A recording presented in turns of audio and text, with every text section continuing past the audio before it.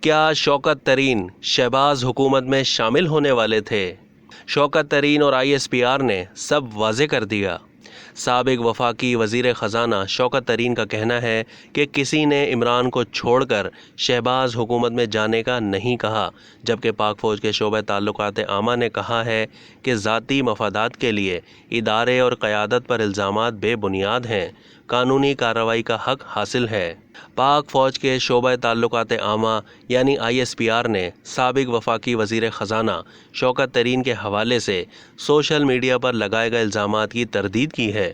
ایک بیان میں ISPR کا کہنا ہے کہ سابق وفاقی وزیر خزانہ کے حوالے سے سوشل میڈیا پر لگائے گئے الزامات بے بنیاد پروپیگنڈا ہیں۔ خود شوکت ترین نے بھی اس کی تردید کر دی۔ ISPR کا کہنا تھا کہ ذاتی مفادات کے لیے ادارے اور قیادت پر الزامات اور جھوٹ بولنا قابل مذمت ہے۔ ISPR کا مزید کہنا تھا کہ ادارہ ایسی حرکت میں ملوث افراد کے خلاف قانونی کارروائی کا حق رکھتا ہے۔ اس حوالے سے شوکت ترین نے بھی ایک بیان میں کہا کہ اسٹیبلشمنٹ میں سے مجھے کسی نے بھی عمران کو چھوڑ کر شہباز حکومت میں جانے کا نہیں کہا۔